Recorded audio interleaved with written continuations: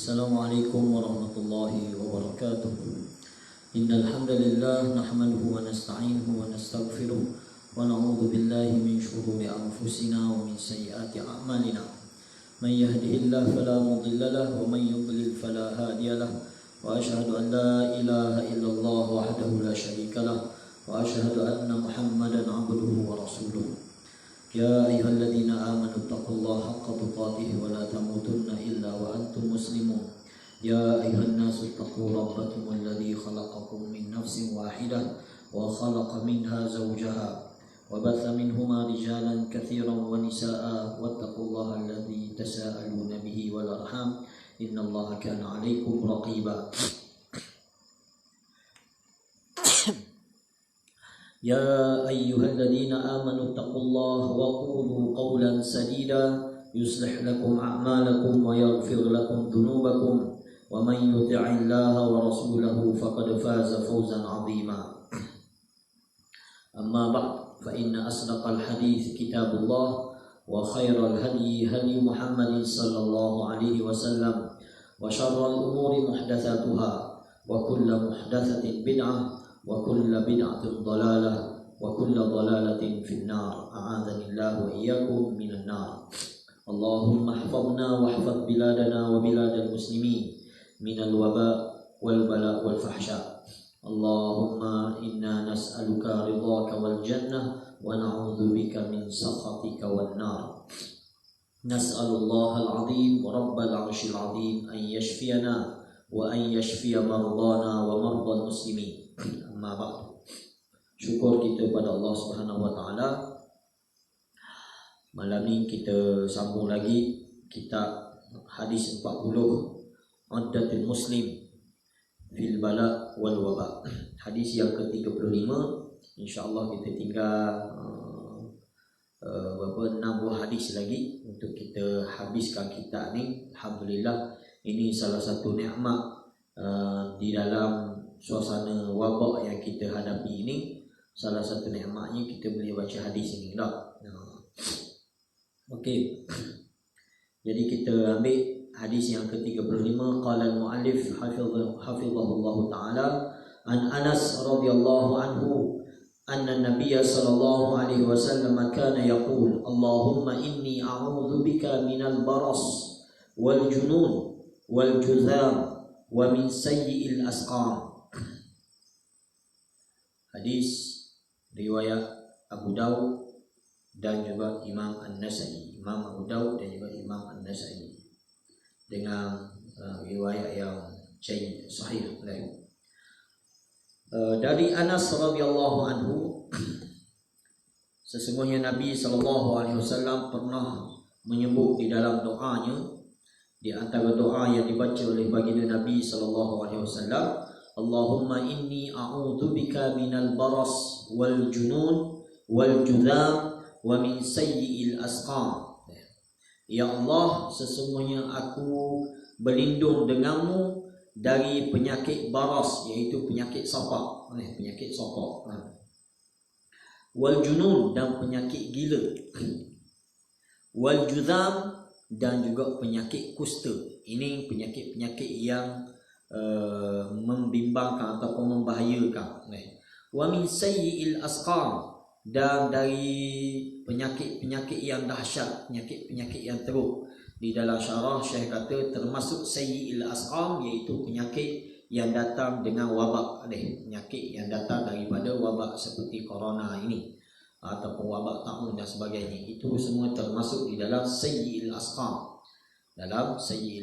Jadi dalam kehidupan kita ni, memang kehidupan ini adalah sebuah ujian dalam kita menghadapi kehidupan ini.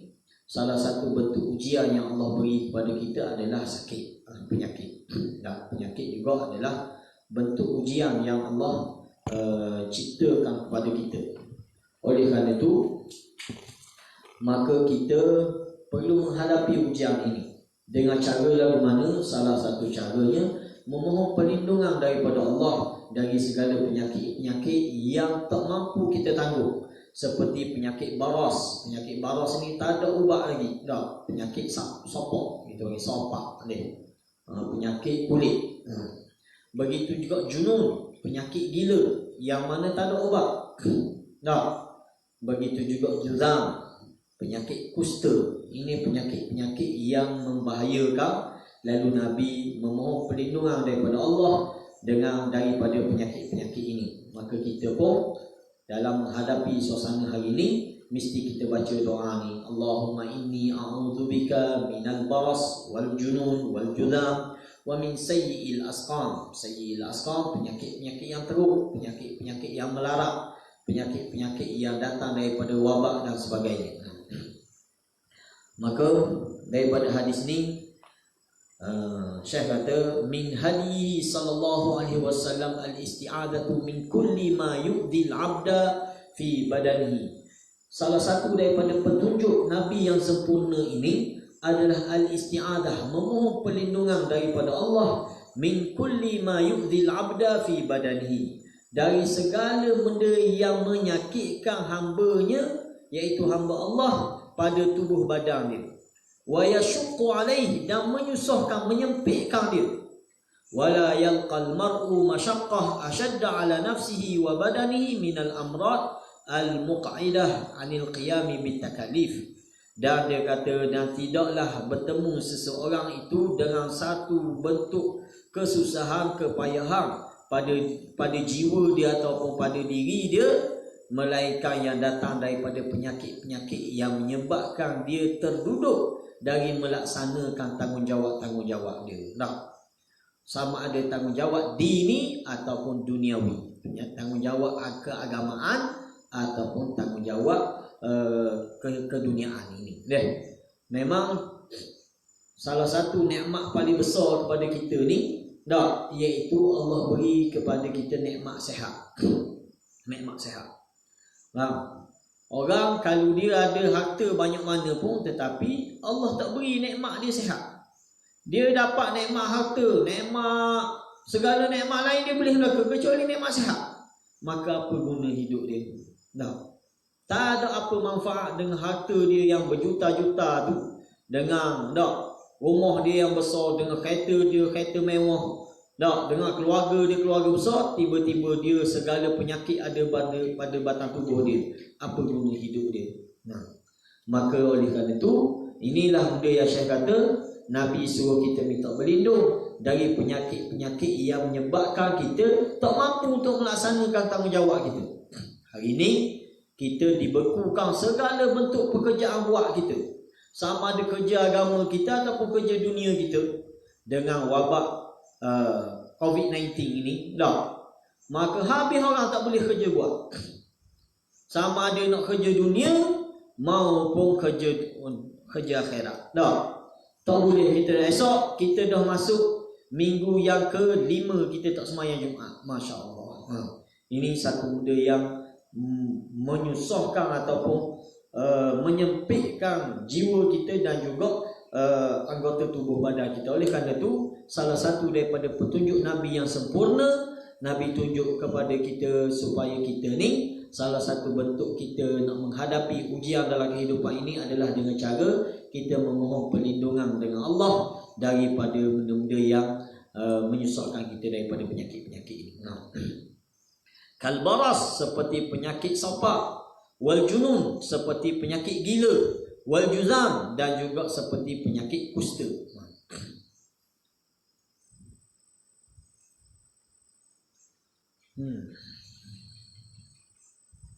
Al-isti'adah min hadhihi al-asqam, Syekh kata, memohon perlindungan dari penyakit-penyakit yang Nabi senaraikan tadi, baras, junun, juzam dan sayyi'il asqam ini, ialah penyakit-penyakit yang menyebabkan, dia kata, merosakkan minda, merosakkan akal dan juga merosakkan anggota tubuh seseorang. Oleh kerana itu, Nabi suruh kita minta berlindung dari penyakit ini. Sebab penyakit-penyakit ini seperti penyakit gila. Penyakit gila ni boleh menghilangkan akal kita. Oleh kerana itu Nabi suruh kita minta berlindung, minta supaya Allah jauhkan daripada penyakit ini. Begitu juga penyakit sopak, penyakit kusta, dia boleh mencacatkan anggota tubuh kita. Tak, yang menyebabkan orang menjauhkan diri daripada kita.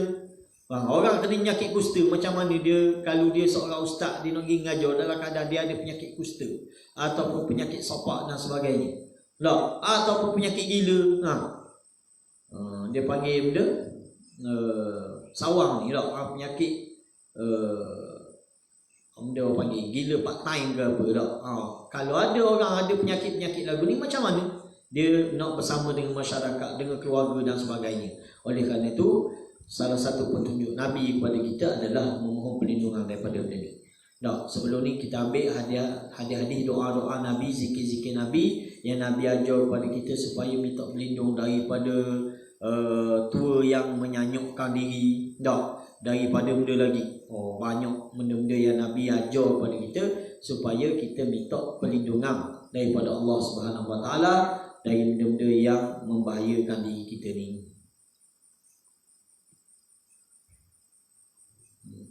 Kama anna ba'da hadhihi al-amra, sebagaimana Syekh kata sebahagian penyakit-penyakit yang Nabi senaraikan supaya kita minta berlindung ni, tamtaddu ayamuhu, yang dia memakan masa lama. Tak, kita ni penyakit COVID-19 ni berapa berapa minggu dah kita ni, dah kita masuk PKP benda yang ketiga dah. PKP yang ketiga dah. Ini benda-benda yang tadu, yang memakan masa, ambil tempoh. Wa tadumu atharuhu, dan berterusan, berkekalan dia punya kesan dia. Seperti orang ada penyakit gila, penyakit kusta dan sebagainya ni. Fayu'azzimu mawqi'uhu fin nufus, maka dia menyebabkan kesan yang besar yang berbekas di dalam jiwa seseorang yang kena penyakit ini. Sama ada kusta ke, sopak ke, penyakit gila dan sebagainya ni. Jadi oleh kerana itu Syekh kata sangat-sangat perlulah kita minta berlindung daripada Allah dari penyakit-penyakit tadi.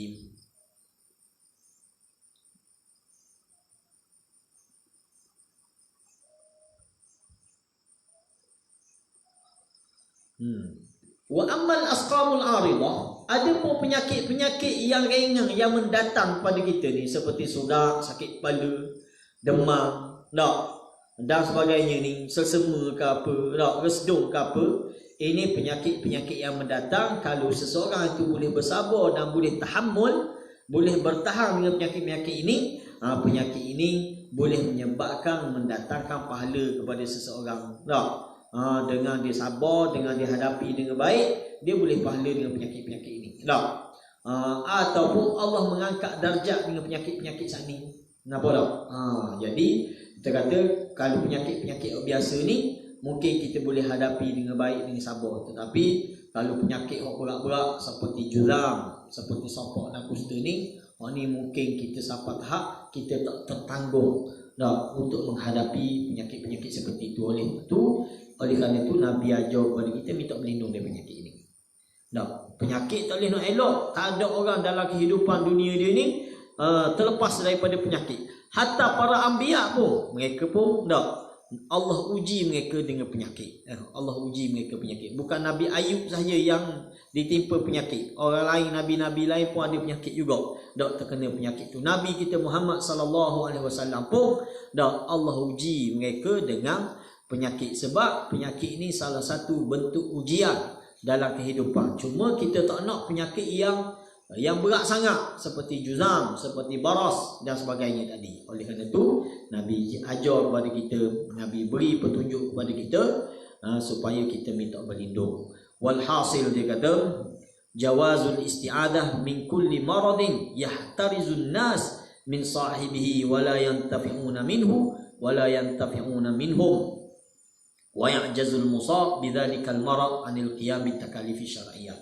Oleh kerana itu Nabi kata, Syekh kata, harus kita memohon perlindungan dari sebarang bentuk penyakit, terutamanya penyakit-penyakit yang menyebabkan seseorang tak mampu melaksanakan tanggungjawab ni. Siapa terpaksa ambil cuti kerja benar, siapa tak boleh pergi surah sejik siapa. Maka Nabi kata, Syekh kata, kita keharusan untuk kita minta perlindungan daripada Allah dari penyakit-penyakit ini. Penyakit-penyakit yang menyebabkan seseorang tak mampu melaksanakan tanggungjawab kehidupan dia ataupun kehidupan beragama dia.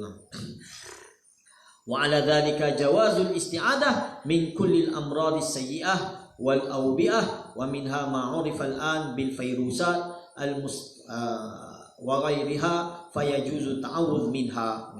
Jadi Syekh kata oleh kerana itu harus kita minta berlindung dari sebarang bentuk penyakit yang dahsyat, termasuk penyakit-penyakit yang datang daripada wabak seperti yang kita hadapi hari ini.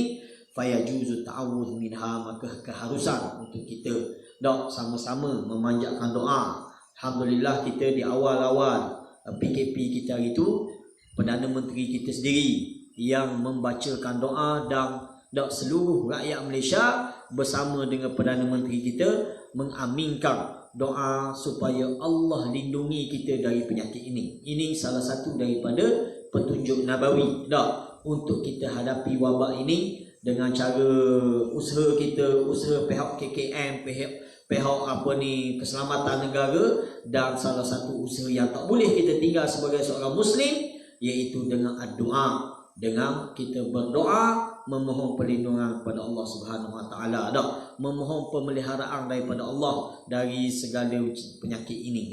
Itu antara benda yang kita boleh ambil daripada hadis ke-35 yang disebut di dalam kitab ini. Kita masuk hadis yang ke-36 dalam bab ad-du'a bi raf'il waba wal bala. Bab berdoa supaya diangkat sebarang bentuk wabak dan sebarang bentuk bala. Ada petunjuk daripada Nabi supaya bila berlaku satu-satu penyakit, satu-satu wabak, Nabi ajar kepada kita mohonkan doa kepada Allah supaya Allah angkat, supaya Allah angkat bala ini ataupun musibah ini. An Aisyah radhiyallahu anha qalat qadimna al-Madinah wa hiya wabi'ah فاشتكى أبو بكر واشتكى بلال فلما رأى رسول الله صلى الله عليه وسلم شكوى أصحابه قال اللهم حبب إلينا المدينة كما حببت مكة أو أشد وصححها وبارك لنا في صاعها ومدها وحول حماها إلى الجحفة Daripada Aisyah radhiyallahu anha katanya, Qadimnal Madinah, kami telah datang ke Madinah, iaitu hijrah. Kami apabila kami sampai ke Madinah ketika hijrah hari itu, wahya wabiah, dalam keadaan Madinah ni ada didatangi penyakit wabiah, ada penyakit ataupun jauh. Udara Madinah ni mungkin tak serasi dengan orang-orang Mekah yang baru berhijrah ke Madinah ni, menyebabkan ramai di kalangan sahabat dari kalangan muhajirin terkena penyakit, demam dan sebagainya. Fashtaka Abu Bakrin, lalu Abu Bakar mengadu terkena penyakit. Washtaka Bilal, begitu juga Bilal pun mari mengadu kepada Nabi SAW bahawa Bilal ni kena penyakit, Abu Bakar kena penyakit, dan ramai lagi di kalangan sahabat-sahabat muhajirin terkena penyakit, seolah-olah macam tak serasi duduk di Madinah ni. Falamma ra'a Rasulullah, Aisyah kata bila Rasulullah melihat di kalangan para sahabat-sahabatnya ni terkena macam-macam penyakit ini, demam dan sebagainya, lalu Nabi pun menadah tangan ke langit berdoa kepada Allah Subhanahu Wa Taala supaya diangkat penyakit ini. Benda Nabi dalam doa Nabi, Allahumma habbib ilainal Madinah. Nabi kata, ya Allah, campakkanlah rasa cinta kepada kami kepada bumi Madinah ini. Sebab kami dah tinggal dah negeri kami, negeri asal kami iaitu Mekah. Orang-orang muhajirin semuanya berasal daripada Mekah mereka. Dan memang mereka begitu kasih kepada Mekah. Termasuk baginda Nabi SAW sendiri begitu cintakan dan begitu rindukan bumi Mekah. Tapi dalam doa ni Nabi kata, Allahumma habbib ilainal Madinah. Ya Allah, campakkanlah rasa cinta kami kepada bumi Madinah ini. Kama habbabta Makkah au asyad, sebagaimana kau telah campakkan rasa cinta kami kepada bumi Mekah, ataupun lebihkan lagi cinta kami kepada bumi Madinah ini. Itu doa Nabi. Dan memang terbukti Nabi begitu cintakan Madinah sehinggakan Nabi wafat pun di bumi Madinah. Kita ingat peristiwa dalam perang Hunain. Di dalam peperangan Hunain, selepas berlaku perang, Tak, lalu dalam peperangan Hunain ini Nabi dan juga para sahabat mendapat harta ghanimah yang cukup besar. Banyak sungguh harta ghanimah. Tiba-tiba bila nak bagi harta ghanimah ni, Nabi pelebih beri kepada orang-orang Mekah yang baru masuk Islam. Tak, yang kita panggil mu'allaf. Mereka ni boleh banyak, beratus ekor unta seorang-seorang boleh. Menyebabkan ada di kalangan penduduk Ansar bercakap. Awak cakap belakang ni. Dia kata Nabi bila balik kampung tak ingat dah ke kami. Habisnya berikan anak-anak dia saja. Lalu percakapan puak-puak sahabat dari kalangan Ansar ni sampai ke telinga Nabi SAW. Nabi pun panggil golongan Ansar. Nabi pun kata benda.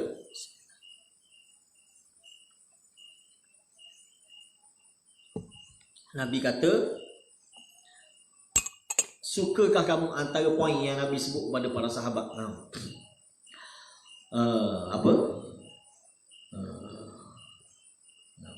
Ustaz pakai earphone baru suara jelas molek. Tak ada masalahnya. Kita earphone Ustaz Farhan tak tahu yang tak mana mic tu. Sorry lah, jadi boleh setara ni pun mujur lah. Minta maaf Ustaz Nasrul kita, Ustaz Nasrul Rahman. Tak ada earphone, minta maaf. Harap-harap boleh dengar jelas kan. Okey, jadi antara poin Nabi sebut, sukakah kamu orang-orang Madinah ataupun redakah kamu, Nabi kata orang-orang Mekah mereka akan balik membawa harta-harta ghanimah masing-masing, tetapi kamu akan balik ke Madinah dengan membawa nabimu. Itu ucapan Nabi dah. Sehingga golongan Ansar pun kata radina ya Rasulullah, radina dah. Kami redha ya Rasulullah, kami redha.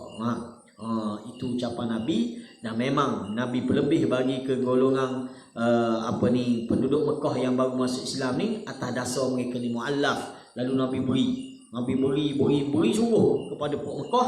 Tak siapa mereka Nabi tak beri ke puak Madinah ni. Tak, dalam peristiwa perang Hunain. Lalu mereka pun redha dengan keputusan Nabi. Tak, orang Mekah pakat walik lembu, kambing, unta masing-masing ke Mekah. Tiba-tiba orang Madinah tak walik benda melainkan wak balik batang tubuh Nabi sallallahu alaihi wasallam ke Madinah, sehingga Nabi wafat di bumi Madinah dan dikenali Madinah ni sebagai Madinatun Nabi ataupun Madinatun Nabawi. Madinah bumi, orang kata kota Nabi sallallahu alaihi wasallam. Oleh kerana itu dalam doa ni Nabi sebut Allahumma habib ilainal Madinah kama habbabta Makkah au ashadda. Ya Allah, campakkan rasa cinta kami kepada bumi Madinah sebagaimana engkau telah campakkan rasa cinta kami ke Mekah, ataupun lebih dahsyat lagi cinta kami ke Madinah ini. Wasahihha, dan berilah kesihatan, berilah kesejahteraan di bumi Madinah ni. Wa barik lana fi sa'iha wa muddiha, dan berkatilah kami pada timbangannya, pada gantangnya, pada cupaknya. Wa hawil hummaha ilal juhfah, dan pindahkanlah penyakit demam ini, demam-demamnya, kepanasan-kepanasannya dari bumi Madinah ni ke bumi Juhfah. Itu doa Nabi SAW kepada bumi Madinah khususnya. Oleh kerana itu ramai di kalangan para ulama kata bumi Madinah ni adalah bumi yang berkat. Kita ambil sebelum ni ada hadis yang Nabi ajar kepada kita jampi. Nabi jampi lagu mana? Nabi jampi dengan Nabi ambil tanah. Nabi ambil tanah dan Nabi sebut dalam jampi itu dengan keberkatan tanah ini. Para ulama, kita dah bincang hadis yang lepas, ada sebahagian ulama kata tanah boleh ambil tanah mana-mana pun untuk kita jampi. Tapi ada sebahagian kata tak, hanya tanah Madinah sahaja sebab keberkatan di tanah ini. Wallahu alam, itu pandangan para ulama. Oleh kerana itu dalam hadis ini Nabi sebut wa barik lana fi sa'iha wa muddiha, dan berkatilah kami pada gantangnya dan juga pada cupaknya. Dan memang doa Nabi ini mustajab. Hari ini kita boleh tengok bagaimana keberkatan di bumi Madinah. Orang pergi Mekah, orang pernah pergi umrah ataupun pergi buat haji, mereka boleh melihat sendiri suasana di bumi Mekah dan juga di bumi Madinah. Kerana keberkatan bumi Mekah berkatnya doa Nabi Ibrahim alaihissalam, bumi Madinah berkatnya doa Nabi sallallahu alaihi wasallam, mustajabnya doa dua orang nabi yang mulia yang agung ini. Wa hawil hummaha ila al-juhfah, dan pindahkanlah penyakit demam, penyakit panas yang sebagainya ni dari bumi Madinah ke bumi Juhfah.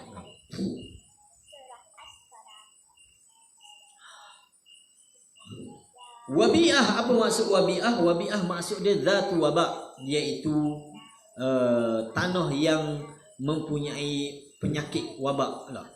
Wa yutlaqu aidan 'ala al-ardi al-wajif wa khifah wa khimah allati takthuru biha al-amrad. Dan boleh juga difahami al-wabi'ah ialah bumi yang banyak penyakit, tempat yang banyak penyakit. Kita boleh panggil bumi wabi'ah. Ini tempat wabi'ah, tempat yang ada penyakit. Juhfah, Juhfah benda, Juhfah ya miqatu ahli Syam. Juhfah tempat yang hari ini kita kenal sebagai miqat orang-orang yang datang daripada Syam, daripada Syria, daripada Lebanon, daripada Jordan. Mereka miqat mereka adalah Juhfah. Kenapa pindah situ? Wallahu a'lam. Mungkin di situ dulu tak ada penempatan manusia, lalu Nabi suruh, Nabi minta supaya Allah pindahkan penyakit ni bagi sana. Bagi sana. Wallahu a'lam.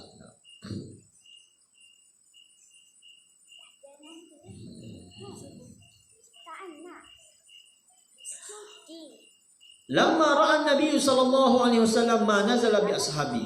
Tak kala Nabi melihat apa yang berlaku kepada para sahabat dengan demamnya, dengan wabaknya, penyakitnya, ada sakit perut, ada macam-macam ni, mula-mula pindah ke Madinah. Lalu Nabi khasyiya karahiyatul bala, Nabi takut para sahabat ni tak selesa ataupun tak serasi duduk di bumi Madinah ni. Lalu Nabi pun menadah tangan berdoa kepada Allah supaya diberi ketenangan, diberi kemudahan. Kita pergi mana pun kita pergi belajar ke, kita pergi kerja ke, kita pindah di tempat tu, duduk penempatan mana-mana pun, tiba-tiba duduk tempat tu boleh penyakit semua, ada masalah semua. Kita pergi belajar, contoh pergi sekolah tu kena penyakit semua, bahan kudih buta semua. Nak pulang kena kudih buta, agak-agak boleh belajar, tak boleh belajar lah weh. Oleh kerana itu satu benda yang menenangkan jiwa apabila kita Allah beri kesihatan. Zaman kita belajar dulu ada seorang senior kita, dia ni di kalangan orang miskin lah, orang yang keluarga mungkin lah keluarga tak pernah hantar duit masa belajar dulu. Tapi dia berdoa kepada Allah, dia kata, ya Allah beri aku harta saja, harta kepada aku, iaitu harta sihat. Dan memang betul, kalau kita kaji-kaji orang ni, harta sihat ni segala-galanya. Tak ada guna kita ada harta banyak, tiba-tiba tak ada sihat. Belajar pun tak boleh. Zaman kita belajar dulu lah. Nak belajar mana kalau duduk sihat? Kadang-kadang demam, kadang-kadang sakit tu, kadang-kadang sakit ni. Itu satu nikmat yang cukup besar, satu orang kata kelebihan yang Allah beri. Baik zaman kita belajar, baik zaman kita kerja, baik zaman mana pun, memang kesihatan benda yang menjadi keutamaan. Begitulah apa yang berlaku kepada para sahabat. Bila mula-mula pindah ke Madinah, maka berlaku macam-macam. Orang ni demam, orang ni sakit, orang tu sakit perut dan macam-macam. Lalu Nabi pun menadah tangan memohon supaya Allah mengangkat segala penyakit, segala benda ni yang berlaku kepada para sahabat. Lalu Allah makbulkan doa Nabi sallallahu alaihi wasallam. Okey.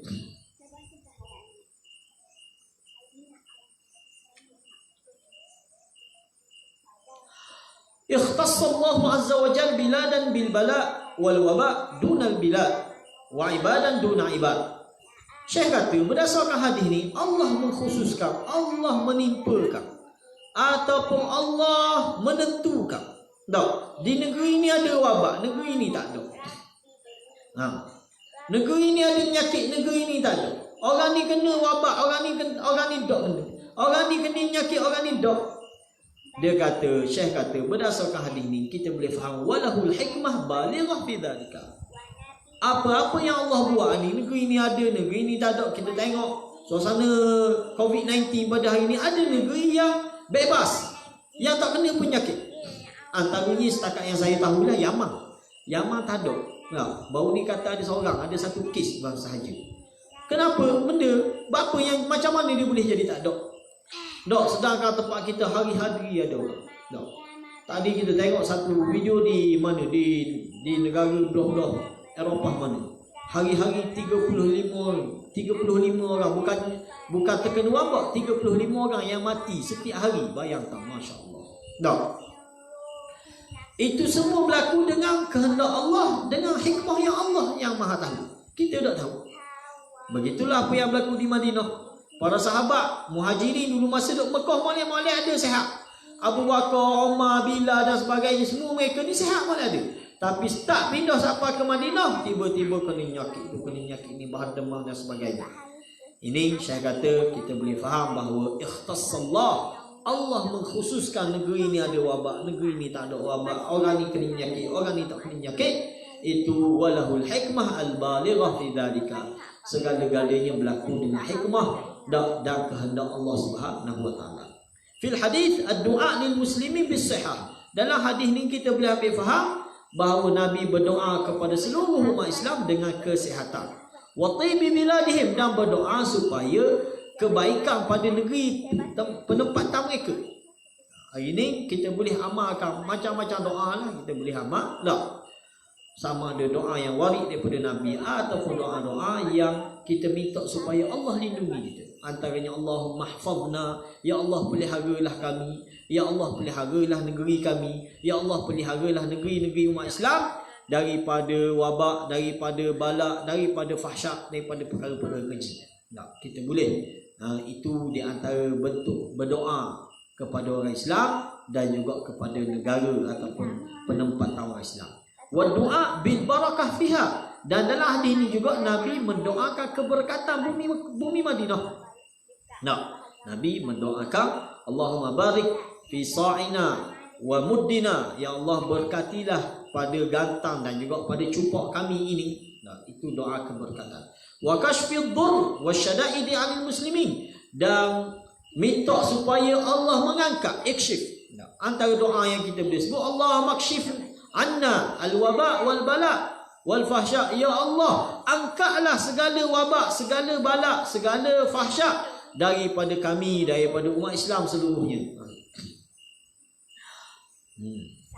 Wa jawazud du'a binaqlil amrad wal asqam wal halak ila biladi ghairil muslimin, dan boleh keharusan kita berdoa supaya Allah pindahkan penyakit dari negeri kita ni ke negeri bukan negeri Islam. Kita boleh, harus. Sebab Nabi dalam hadis ni, Nabi berdoa supaya pindahkanlah al-humma ila Juhfah. Nabi kata, ya Allah pindahkanlah penyakit panas, demam dan sebagainya ni dari bumi Madinah ke bumi Juhfah. Ke bumi Juhfah. Itu di antara kefahaman yang kita boleh ambil daripada hadis ini. Ad-du'a bi raf'il waba' wal waj' sunnatun sawa'un kana al-waba' 'aman aw khassan, dan berdoa supaya diangkat segala wabak dan segala penyakit ini termasuk sunnah Nabi SAW. Sama ada wabak ini wabak yang umum seperti yang kita hadapi hari ini, ataupun wabak yang khas, iaitu tempat kita je, daerah kita je kena wabak ni. Sunnahnya adalah kita berdoa supaya Allah angkat wabak ini. Al-waba'ul 'am minan nawazil allati yusannu lah du'a wa tadarru' ila ar-rahmanir rahim li kashfi ad-dhur kama fil hadis bal ajaza al-ulama al-qunut fiha. Bila wabak yang umum, yang menyeluruh, yang terkena seluruh dunia ini, ia termasuk dalam nawazil. Oleh kerana itu disunatkan kepada kita berdoa supaya diangkat penyakit ini. Bahkan Syekh kata ajazal ulama, sebahagian ulama mengharuskan supaya kita berdoa dalam sembahyang kita dengan doa kunut nawazil, kunut nazilah. Ada sebahagian ulama mengharuskan kita pada musim hari ini, musim kita hadapi COVID-19 ini, dengan kita membacakan doa kunut nazilah di dalam solat-solat kita, supaya Allah angkat wabak ini, Allah angkat musibah ini daripada umat Islam khususnya.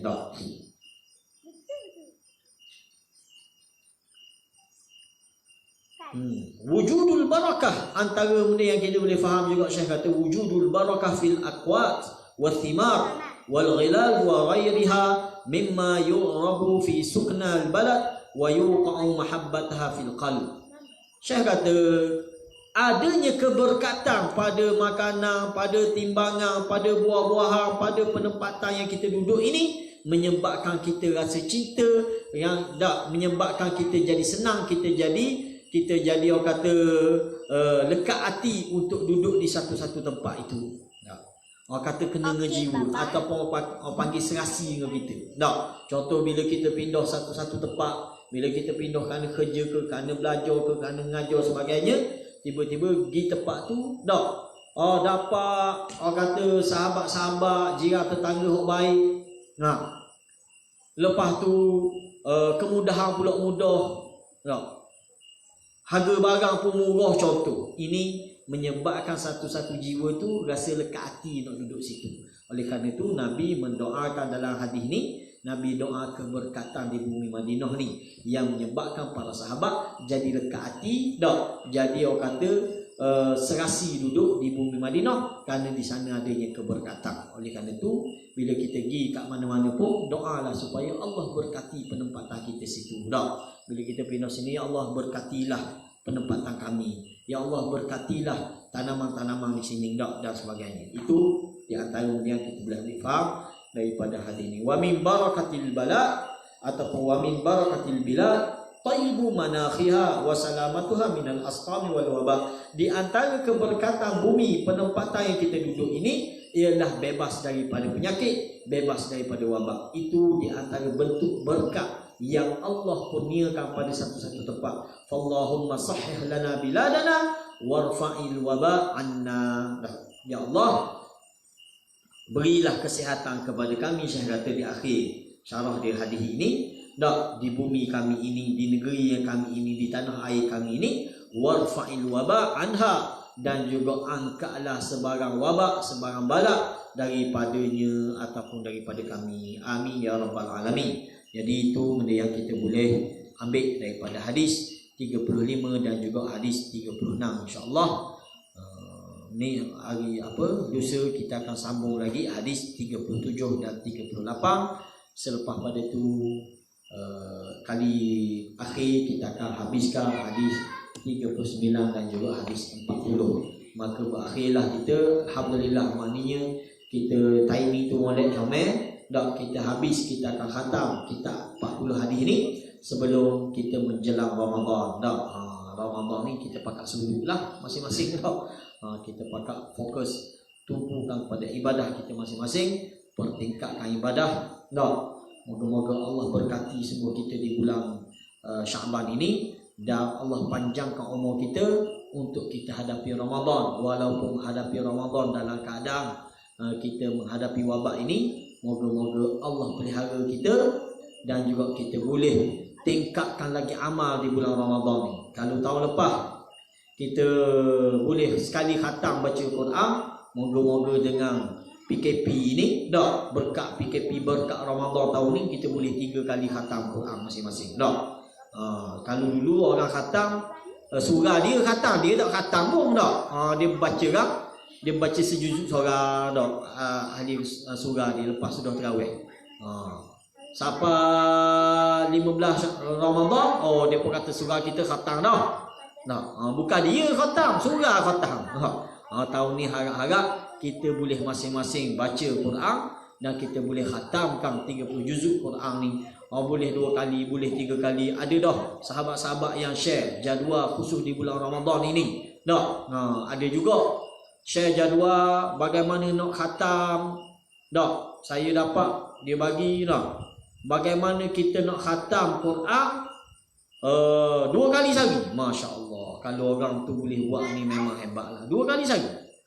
Mana siang sekali dia khatam 30 juzuk, malam sekali dia khatam 30 juzuk. Masya Allah, ni hebat sungguh lah ni.